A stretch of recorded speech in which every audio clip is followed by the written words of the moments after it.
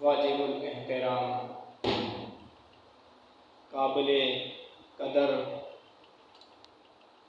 مخاطبین حضرات،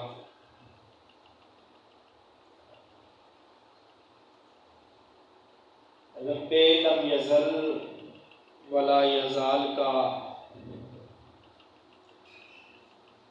بڑا ہی کرم،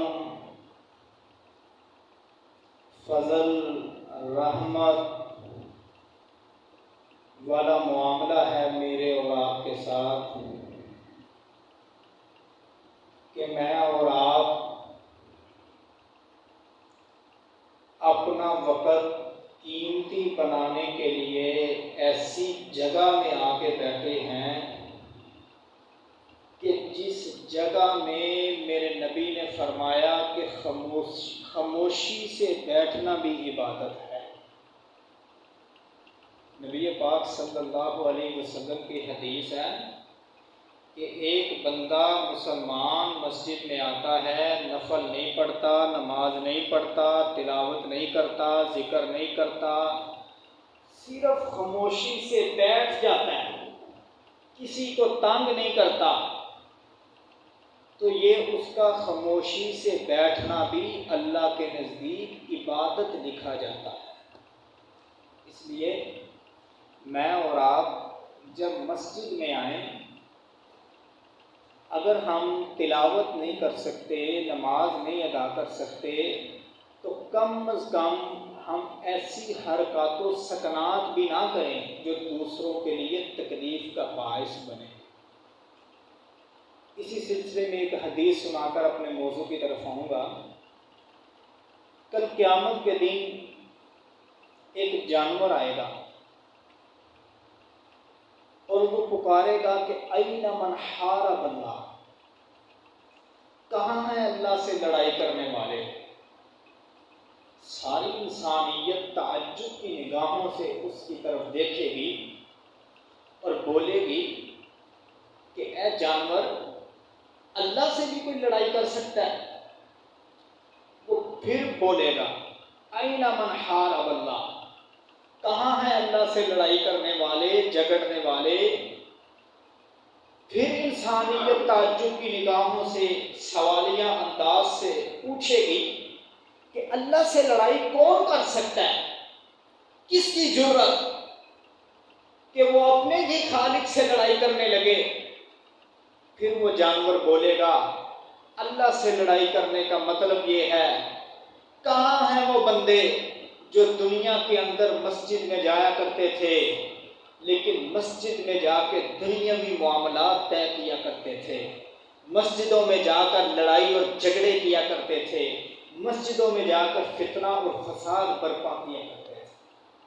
تو اس لیے قیامت کے دن اللہ تعالیٰ کا سامنا کرنا حساب دینے کی غرض سے میرے اور آپ کے اندر اتنی سخت نہیں ہے۔ تو اس لیے جب ہم مسجدوں میں آیا کریں تو پوری عاجزی کے ساتھ، انکساری کے ساتھ بیٹھا کریں۔ کوشش کیا کریں جب آپ مسجد میں آئیں آتے ہی 2 رکعت نفل پڑھا کریں کہ اللہ تو نے مجھے اتنی توفیق دی، اتنا تو نے مجھے اپنا مقرب بندہ بنا لیا کہ تو نے مجھے مسجد میں آنے کی توفیق دے دی، تو یہ شکرانے کے طور پر 2 نفل پڑھا کریں۔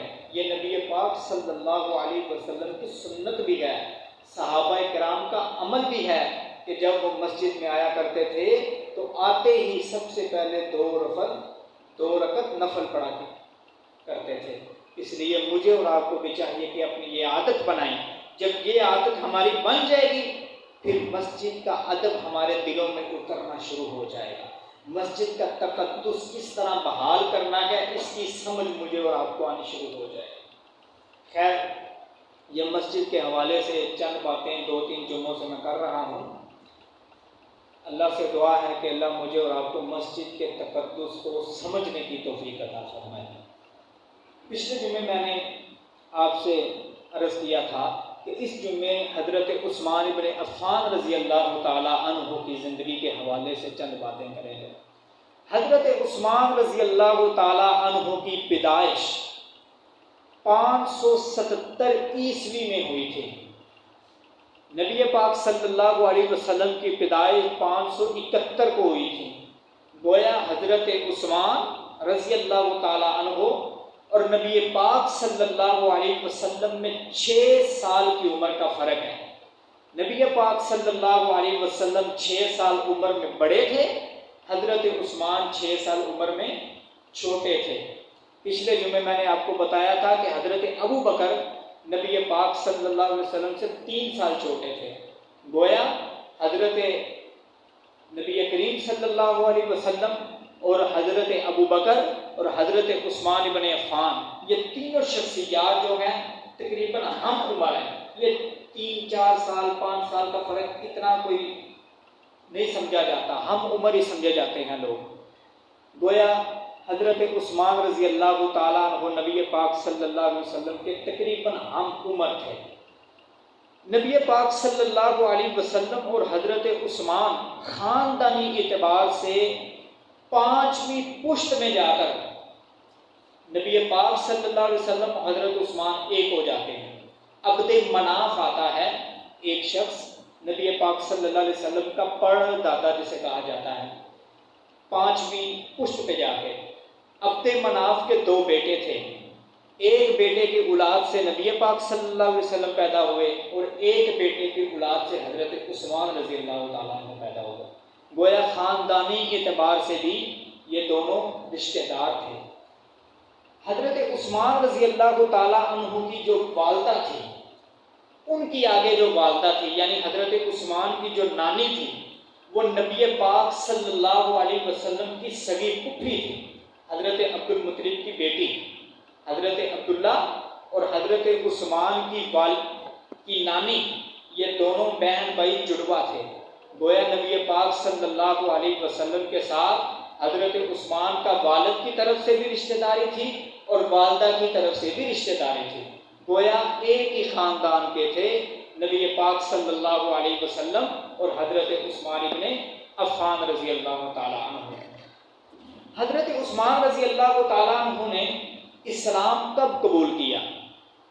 پچھلے جمعے میں نے عرض کیا تھا کہ حضرت ابو بکر رضی اللہ تعالیٰ عنہ ان کا امت پر بڑا احسان تھا۔ انہوں نے ایسے صحابہ کو اسلام پیش کیا، انہوں نے اسلام قبول کیا، جس کی وجہ سے اسلام مالی طور پہ بڑا مضبوط ہوا۔ اسلام کو مالی اعتبار سے جتنی مشکلات تھی، جتنی آزمائش تھی، جتنی تکالیف اور مصائب تھے، سب دور ہو گئے۔ انہی میں سے ایک حضرت عثمان بھی تھے کہ جن کو حضرت ابو بکر رضی اللہ تعالیٰ عنہ نے اسلام پیش کیا کہ نبی محمد صلی اللہ علیہ وسلم نے اعلان نبوت کیا ہے، کیا خیال ہے تمہارا؟ حضرت عثمان کہنے لگے، زندگی کی کئی بہاریں اس کے ساتھ گزار چکے ہیں، کاروباری معاملات کر چکے ہیں، آپس میں کئی ہمارے بہت سے معاملات ہوئے ہیں، کبھی ہم نے اس کو غلط نہیں پایا، کبھی ہم نے اس کو جھوٹا نہیں پایا، کبھی ہم نے اس کو دھوکہ دینے والا نہیں پایا۔ جو شخص زندگی کی 40 سالہ میں کبھی جس نے جھوٹ نہ بولا ہو، وہ اب جھوٹ بول کے کیا کرے گا؟ گویا حضرت عثمان رضی اللہ تعالیٰ عنہ نے بغیر کسی تردد کے، بغیر کسی ہیل و بہانے کے حضور نبی کریم صلی اللہ علیہ وسلم کے ہاتھ پہ جا کے بیعت کر لی اور یہ ابتدا میں ہی مسلمان ہو گئے۔ اب ان کے اسلام لانے کی وجہ سے اسلام کتنا مضبوط ہوا، چند واقعات میں آپ کو سناتا ہوں۔ جب نبی پاک صلی اللہ علیہ وسلم نے ہجرت کی، مکہ کو چھوڑا، 10 سال وہاں تبلیغ کی، مدینہ کی طرف گئے اللہ کے حکم سے۔ جب مدینہ گئے تو اب دیکھیں، ایک علاقے میں آپ نے اپنی زندگی بسر کی ہو، وہاں آپ کی جائیدادیں بھی ہیں، وہاں آپ کا مال و دولت بھی ہے، آپ نے وہ سب کچھ چھوڑ چھاڑ کے کسی دوسرے ملک میں چلے جاتے ہیں۔ جاتے ہی تو آپ کو پلیٹ میں رکھ کے سب کچھ نہیں مل جائے گا، آپ کو بڑی سٹرگل کرنی پڑے گی، آپ کو بڑی تکلیفیں اٹھانی پڑیں گی، آپ کو بڑی مشقتیں اٹھانی پڑیں گی۔ ایسے بھی ہوا نبی پاک صلی اللہ علیہ وسلم کے ساتھ اور صحابہ کے ساتھ۔ ایک مثال میں آپ کے سامنے پیش کرتا ہوں اس کی کہ کتنے دکھوں میں تھے وہ لوگ۔ جب مدینہ گئے، پینے کے لیے پانی تک نہیں تھا، پینے کے لیے پانی تک نہیں تھا. ایک کنواں تھا جو یہودی کی ملکیت میں تھا، اور وہ اپنے لوگوں کو وہ پہلے ہی مہنگا دیتا تھا. اوپر سے مسلمان آ گئے.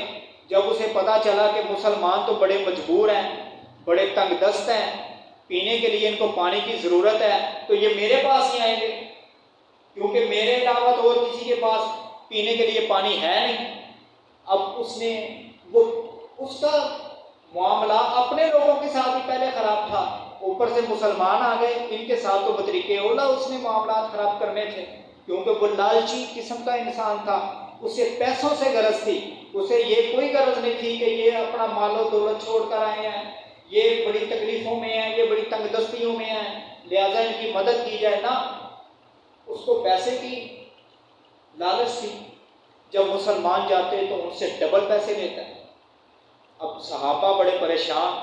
نبی پاک صلی اللہ علیہ وسلم کے آگے یہ بات ہوئی کہ وہ یہودی تو مہنگے داموں سے پانی دے رہا ہے، صحابہ میں اتنی سخت نہیں ہے، اتنا مال نہیں ہے کہ پانی خریدا جا سکے، جو مال تھا وہ تو مکہ میں چھوڑ آئے. نبی پاک صلی اللہ علیہ وسلم نے صحابہ کو جمع کیا. سارے صحابہ جمع ہوئے. اللہ کے نبی نے کہا کون ہے وہ خوش نصیب کہ میں محمد اس کو جنت کی ضمانت دیتا ہوں اور وہ اس کے بدلے میں جا کر کنواں خرید لائے. حضرت عثمان رضی اللہ تعالیٰ عنہ اٹھتے ہیں، یہودی کے پاس جاتے ہیں، اسے کہتے ہیں یہ کنواں مجھے بیچ دے. اب وہ یہودی کہنے لگا نا، میرا تو یہ سیزن ہے، سارے مدینے والے مجھ سے پانی لیتے ہیں، یہودی کیا، عیسائی کیا، مجوسی کیا، بت پرست کیا، اب تم مسلمان بھی آ گئے اور تم بھی مجھ سے لوگے، میری تو مارکیٹ بنی ہوئی ہے، میں کیوں بیچوں کنواں. خیر مذاکرات آپس میں ہوئے. حضرت عثمان نے بہت بڑی قیمت پیش کی اور وہ اس شرط پہ راضی ہوا کہ ایک دن آپ اس کنویں کے مالک ہوں گے اور ایک دن میں مالک ہوں گا. اس شرط پہ سودا طے ہو گیا. اب ایک دن حضرت عثمان کی ملکیت ہوتی اور ایک دن اس یہودی کی ملکیت ہوتی. اب دیکھیے میرے اللہ بھی کہتا نا کہ انسان تم نے جو تدبیریں کرنی ہیں کر لے، میں بھی تدبیریں کرتا ہوں. اب اس نے تدبیر کی کہ یہودی نے کہ ایک دن میری ملکیت ہوگی ایک دن آپ کی، لیکن میرے اللہ کی تدبیر دیکھیے کیسی ہوئی. جب حضرت عثمان کی باری آتی، یہودی بھی فری میں پانی لے جاتے، عیسائی بھی فری میں پانی لے جاتے، مجوسی بھی فری میں لے جاتے، بت پرست بھی لے جاتے. مسلمان تو پہلے ہی مالک بن چکے تھے ایک دن کے لیے، یہ بھی فری لے جاتے. جب دوسرا دن آتا یہودی کی ملکیت کا، اس دن کوئی بھی پانی لینے نہ آتا، کیونکہ لوگوں کو پہلے فری مل رہا تھا، وہ اگلے دن کا سٹارٹ کر لیتے. اب بیچارہ بڑا پشیمان ہوا، بڑا پریشان ہوا کہ میں یہ کیا کر بیٹھا ہوں. میں نے کہا نا انسان تدبیریں کرتا ہے، اوپر عرش والا بھی تدبیریں کرتا ہے، اوپر عرش والا بھی بیٹھا ہے لوگوں کے معاملات کو دیکھنے کے لیے. خیر اس نے کہا میں باقی آدھا کنواں بھی حضرت عثمان کو بیچتا ہوں. یوں حضرت عثمان رضی اللہ تعالیٰ عنہ نے اتنے مشکل حالات کے اندر، اتنی تنگ دستی کے دور کے اندر، اتنی مصیبتوں کے دور کے اندر، اتنی آزمائشوں کے دور کے اندر اس کنویں کو خرید کر مسلمانوں کے لیے ہمیشہ ہمیشہ کے لیے وقف کر دیا اور خود کو جنت کا مستحق بنا لیا. یہ تھا حضرت عثمان کے ایمان لانے کی وجہ سے مسلمانوں کا مضبوط ہونا. ایک اور سنیے، جنگ کا موقع.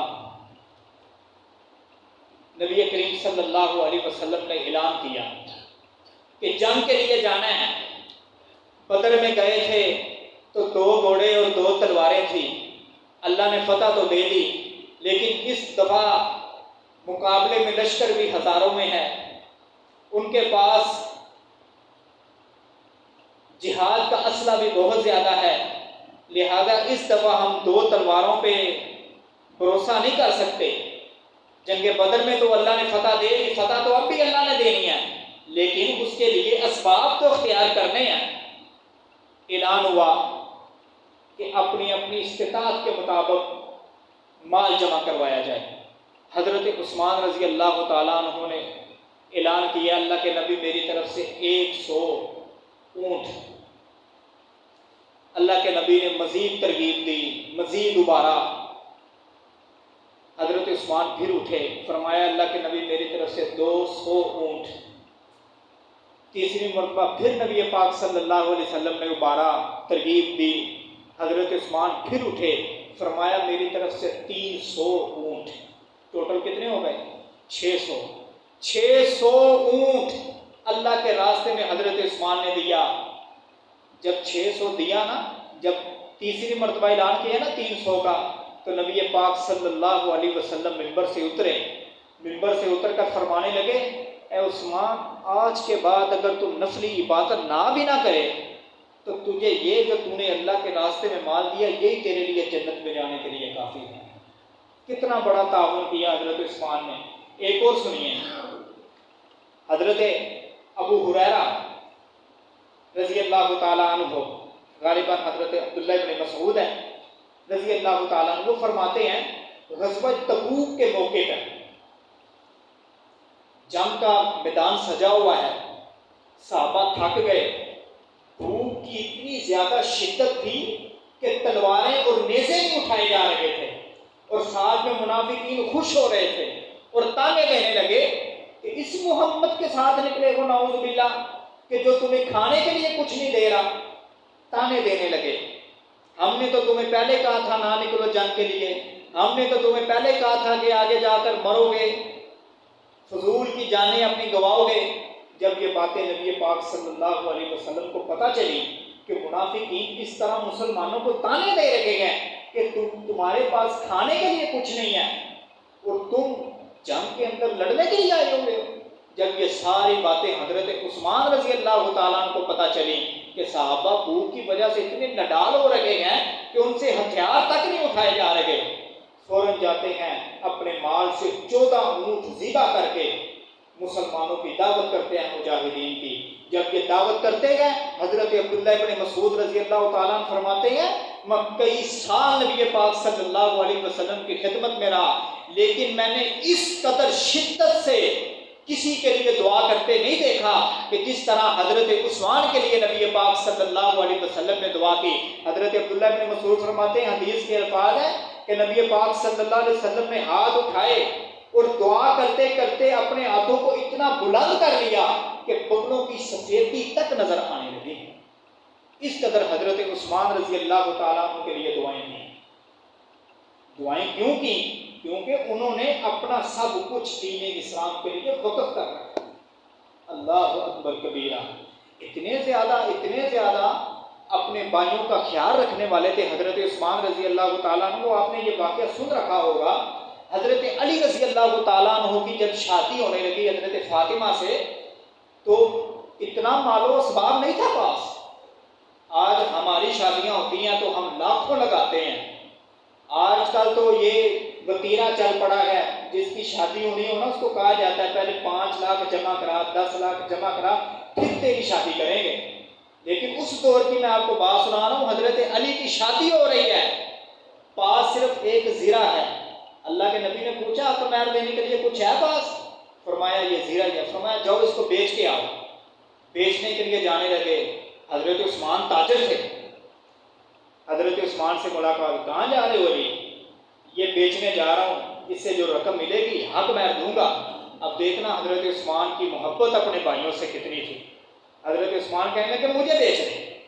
حضرت عثمان نے ہر کڑی کے بدلے 1 درہم دیا، حالانکہ 1 درہم کی وہ ساری تھی، حدیث میں آتا ہے 1 درہم کی وہ ساری تھی، لیکن اس قدر زیادہ ریٹ لگا دیا کہ میرے بھائی کا فائدہ ہو جائے۔ 1 کڑی کے بدلے میں 1 درہم، ٹوٹل 10 اس کی کڑیاں تھیں، یعنی 10 درہم کے بدلے میں وہ خرید لی۔ جب وہ خرید لی کہنے لگے اب یہ شادی کا تحفہ میری طرف سے یہ واپس زیرہ کو رکھ لو۔ یعنی حضرت عثمان اس قدر زیادہ اپنے بھائیوں سے محبت کرنے والے تھے۔ یہی وہ وجہ تھی کہ جس کی وجہ سے نبی پاک صلی اللہ علیہ وسلم نے فرمایا کہ ہر نبی کا جنت میں ایک رفیق ہوگا، ایک دوست ہوگا، اور جنت کے اندر میرا دوست عثمان ابن عفان ہوگا۔ کتنی بڑی خوش قسمتی ہے کہ ایک شخص کو اس کی زندگی ہی میں وقت کا نبی کہہ رہا ہے کہ تو جنت کے اندر میرا دوست ہوگا۔ بہت بڑی عظمتوں کی بات ہے۔ یہ عظمتیں ایسے ہی نہیں مل گئیں، یہ عظمتیں یوں ہی نہیں مل گئیں، پیچھے کارنامے تھے۔ صحابہ اتنی محبت کرتے تھے حضرت عثمان کی. میں ایک واقعہ آپ کے سامنے پیش کرتا ہوں. نبی پاک صلی اللہ علیہ وسلم 1500 صحابہ اپنے ساتھ لیتے ہیں اور مکہ کی طرف جاتے ہیں عمرہ کرنے کے لیے، کیونکہ نبی پاک صلی اللہ علیہ وسلم مستقل رہائشی تو مدینہ کے ہو گئے تھے. ابتدا مکہ میں رہے، پھر ہجرت کر کے مدینہ چلے گئے، اور مستقل اپنا وطن جس کو آقا نے قرار دیا تھا وہ مدینہ تھا. آج بھی اگر ہم سے پوچھا جائے کہ ہمارے نبی کا وطن کون تھا، کون سا شہر تھا، تو ہم کہیں گے مدینہ تھا، مکہ نہیں تھا. تو نبی پاک صلی اللہ علیہ وسلم 1500 صحابہ کو لے کر عمرہ کرنے کی نیت سے مکہ کی طرف روانہ ہوئے. جب حدیبیہ کے مقام پر پہنچے تو ان کو روک لیا گیا کہ آپ کو عمرہ نہیں کرنے دیا جائے گا، کیونکہ کفار ڈر گئے تھے آگے بدر کے اندر انہوں نے ہمیں شکست دی ہے. اس وقت یہ 313 تھے اور ہمارا 1000 کا لشکر انہوں نے تتر بتر کر دیا تھا، اور اب یہ 1500 کا لشکر لے کر آ رہے ہیں، کہیں ہمارے اوپر حملہ نہ کر دے. ان کا یہ ذہن تھا، اس لیے انہوں نے روکا. مذاکرات کے لیے نبی پاک صلی اللہ علیہ وسلم نے حضرت عمر کو تیار کیا کہ تم جاؤ مکہ کی طرف، ان لوگوں کو بولو کہ ہم عمرہ کرنے کی نیت سے آئے ہیں، ہم لڑائی جھگڑے کی نیت سے نہیں آئے. صحابہ نے مشورہ دیا، اللہ کے نبی عمر بڑی سخت طبیعت کا ہے، یہ ادھر گیا نا مکہ کے اندر، وہاں کوئی اونچ نیچ ہو گئی نا تو اس نے سب کی گردنیں اڑا دینی ہیں. معاملات صحیح سمت جانے کی بجائے غلط سمت چلے جائے گا. پھر مشورہ ہوا کہ کس کو بھیجا جائے، کون سا ایسا شخص ہے کہ مکے والے بھی اس پر اعتبار کریں اور ہمارا بھی اس پر اعتبار ہو. جس شخص پر اعتبار ہوا تھا وہ حضرت عثمان رضی اللہ تعالیٰ عنہ تھے. ان کو سفیر بنا کر بھیجا گیا مکہ کہ ہم عمرہ کرنے کی نیت سے آئے ہیں، ہمیں عمرہ کرنے دیا جائے. جب حضرت عثمان رضی اللہ تعالیٰ عنہ وہاں پہنچے، اب دیکھیے گا حضرت عثمان کو اپنے ساتھیوں کی کتنی محبت. نبی پاک صلی اللہ علیہ وسلم کے بغیر ایک قدم آگے نہیں بڑھاتے. انہوں نے کہا عثمان تو آیا ہے، چل تو خود عمرہ کر لے، ان کو رہنے دے. حضرت عثمان کہتے ہیں میں مر جاؤں گا لیکن اپنے نبی کے بغیر کعبہ کا طواف بھی نہیں کروں گا. اس قدر نبی پاک صلی اللہ علیہ وسلم کے ساتھ محبت کرنے والے تھے کہ اب دیکھو کتنا محبوب عمل ہے کعبہ کا طواف کرنا. لیکن کہنے لگے جب تک میرے نبی اور میرے یاروں کو تم اجازت نہیں دو گے اس وقت تک میں خود بھی عمرہ نہیں کروں گا. انہوں نے کہا اچھا.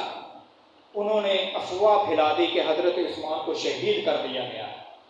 اس وقت یہ قانون تھا اور آج بھی یہ قانون ہے کہ جو سفیر ہوتے ہیں نا ان کی عزت کی جاتی ہے، ان کا احترام کیا جاتا ہے. اس کی ایک نظیر آپ نے دیکھ لی ہوگی، 1-2 سال پہلے تحریک لبیک والوں نے پورے ملک کو جام کر کے رکھ دیا تھا کہ سفیر کو نکالا جائے، لیکن نہیں نکالا گیا.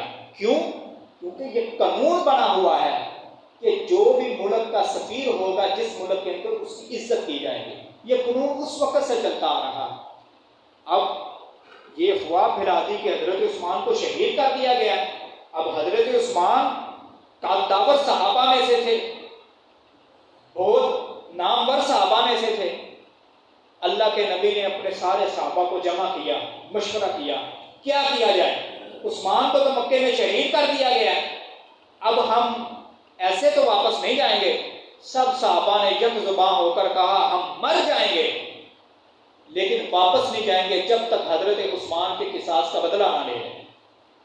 سارے صحابہ نے باری باری نبی پاک صلی اللہ علیہ وسلم کے ہاتھ پہ بیعت کی کہ ہم حضرت عثمان کا بدلہ لیے بغیر واپس مدینے نہیں جائیں گے.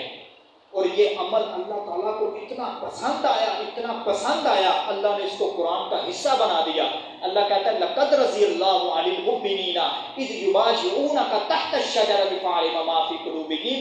میں ان صحابہ سے راضی ہو گیا ہوں جنہوں نے درخت کے نیچے نبی پاک صلی اللہ علیہ وسلم کے ہاتھوں پہ بیعت کی ہے کہ ہم اس وقت تک واپس نہیں جائیں گے جب تک حضرت عثمان کا بدلہ نہ لے لیں. یہ سارے واقعے سے پتہ چلتا ہے کہ صحابہ کا حضرت عثمان کی خاطر اپنی جانوں کو ہتھیلیوں پہ رکھ لینا یہ حضرت عثمان کی کتنی بڑی عظمت کی نشاندہی کرتا ہے. حضرت عثمان رضی اللہ تعالیٰ عنہ کی عظمت کو جتنا بھی پھیلایا جائے آپ پھیلا لیں، جتنا بھی ہم بیان کرنا چاہیں لیکن ہم بیان نہیں کر سکتے. حضرت عثمان رضی اللہ تعالیٰ عنہ کی ایک ایسی خوبی ہے جو حضرت آدم سے لے کر قیامت تک آنے والے انسانوں میں سے کسی ایک کو بھی حاصل نہیں، وہ صرف اکیلے حضرت عثمان کو حاصل ہے۔ اور وہ خوبی یہ ہے کہ ایک ہی نبی کی 2 بیٹیاں ان کے نکاح میں تھیں۔ پہلی بیٹی کا نکاح کروایا حضرت عثمان رضی اللہ تعالیٰ عنہ کے ساتھ، اللہ تعالیٰ کا حکم آ گیا، وقت آ گیا، ان کا انتقال ہو گیا، بڑے پریشان، بڑے دکھ میں بیٹھے ہیں۔ اللہ کے نبی نے کہا عثمان کیوں پریشان ہے؟ فرمایا اللہ کے نبی اکیلا رہ گیا۔ فرمایا عثمان پریشان کیوں ہوتا ہے؟ میں اللہ کے حکم سے اپنی دوسری بیٹی بھی تیرے نکاح میں دیتا ہوں۔ اللہ اکبر کبیرہ، اتنی بڑی عظمت ہے یہ صرف حضرت عثمان رضی اللہ تعالیٰ عنہ کو حاصل ہے۔ نبی پاک صلی اللہ علیہ وسلم حضرت عثمان کی اتنی عزت کیا کرتے تھے، اتنی عزت کیا کرتے تھے، اس واقعے سے آپ اندازہ لگا لیں کہ حضرت عائشہ رضی اللہ تعالیٰ عنہا فرماتی ہیں کہ ایک مرتبہ نبی کریم صلی اللہ علیہ وسلم گھر میں چارپائی پہ تشریف فرما تھے اور پنڈلی مبارک سے کپڑا اٹھا ہوا تھا، پنڈلی مبارک نظر آ رہی تھی، دروازے پہ دستک ہوئی۔ فرمایا کون؟ فرمایا ابو بکر ہوں، آ جائیے اندر۔ حضرت ابو بکر اندر تشریف لے آئے۔ تھوڑی دیر بعد دوبارہ دستک ہوئی، فرمایا کون؟ فرمایا عمر آیا ہوں۔ حضرت عمر رضی اللہ تعالیٰ کو بھی اجازت مل گئی، تشریف لے آئے۔ نبی پاک صلی اللہ علیہ وسلم اپنی حالت پہ بیٹھے ہوئے ہیں، پنڈلی سے کپڑا اسی طرح اترا ہوا ہے۔ تیسری مرتبہ دستک ہوئی، فرمایا کون؟ کہا عثمان آیا ہے۔ حضرت نبی کریم صلی اللہ علیہ وسلم حضرت عائشہ فرماتی ہیں سیدھے ہو کے بیٹھ گئے، اوپر کپڑا کر لیا۔ جب حضرت عثمان آئے اور یہ مجلس جب ختم ہوئی تو اماں عائشہ رضی اللہ تعالیٰ عنہ فرماتی ہیں کہ میں نے اللہ کے نبی سے پوچھا کہ میرے ابا ابو بکر آئے، آپ اپنی حالت پہ رہ گئے، حضرت عمر آئے، آپ اپنی حالت میں رہ گئے، حضرت عثمان آئے، آپ نے اپنی حالت ہی بدل لی، آپ نے اپنی پنڈلی پہ کپڑا کر لیا، وجہ؟ فرمایا ہے عائشہ جس شخص سے اللہ کے فرشتے حیا کرتے ہوں میں محمد اس سے کیوں نہ حیا کروں۔ اس قدر حضرت عثمان رضی اللہ تعالیٰ عنہ کی نبی پاک صلی اللہ علیہ وسلم حیا کیا کرتے تھے۔ حضرت عثمان رضی اللہ تعالیٰ عنہ کی یہ بات آپ سن کر حیران رہ جائیں گے۔ جب میں نے یہ حدیث پڑھی تو میں بڑی دیر سوچتا رہا کہ کتنا حیا کا پہاڑ تھا وہ شخص۔